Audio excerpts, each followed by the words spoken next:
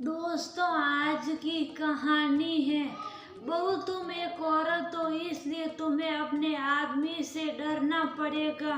दोस्तों, कहानी शुरू करने से पहले अगर आपने चैनल को सब्सक्राइब नहीं किया हो तो कर लीजिए, ताकि आपके पास पहुंच सके हर नया वीडियो।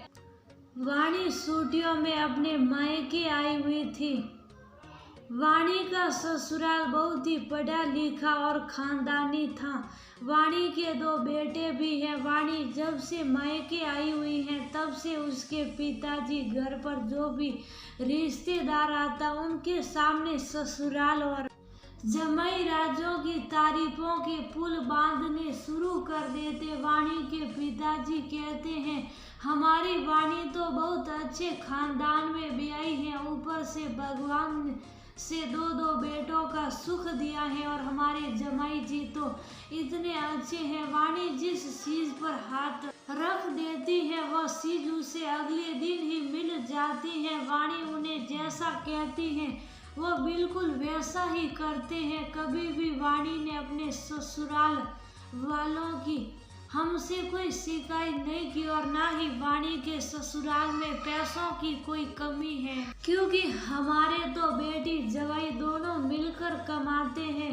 ये सब बातें वो अपने घर पर उनसे मिलने आए दोस्त को बता रहे थे और उन्हें बहुत गर्व हो रहा था। ये सब बताते हुए तब वाणी के पापा के दोस्त ने कहा, सही कहा आपने भाई जी, आजकल के समय में बेटी को इतना अच्छा घर मिलना किस्मत की बात है। बेटी अगर ससुराल में खुश हो तो माता पिता तो गंगा नहा लेते हैं। मैं तो यही कामना करता हूँ कि वाणी हमेशा अपने ससुराल में खुश रहे। उधर दूसरी ओर अपने पिताजी द्वारा दोस्त के सामने कही जाने वाली झूठी बातें वाणी के सीने में सुगंध पैदा करके उसे पीड़ा पहुंचा रही थी, क्योंकि उसका वही समझ सकती थी, क्योंकि वाणी के माता पिता को अपने जवाई में कोई भी कमी नहीं दिखती थी, बल्कि वह अपनी बेटी के दुख को देखकर भी उसे अनदेखा कर देते थे। वाणी ने कई बार अपने दुखों को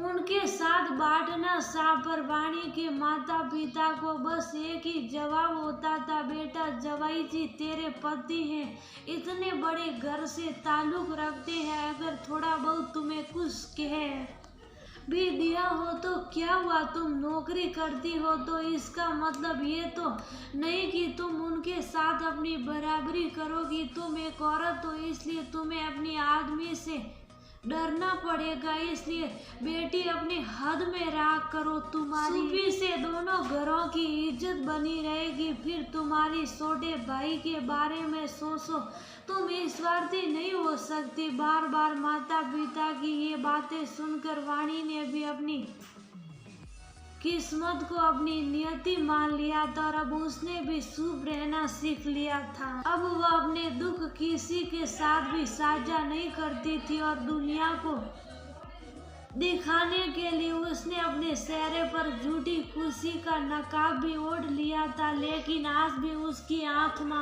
सीख कर खुद से यही सवाल करती है कि इस दुनिया में कौन है जो उसके दिल की आवाज़ सुनेगा और उसे समझेगा, पर हमेशा उसके पास कोई जवाब नहीं आ पाता। इसलिए वह अपनी आत्मा का शोर भी मौन में परिवर्तित कर चुकी है।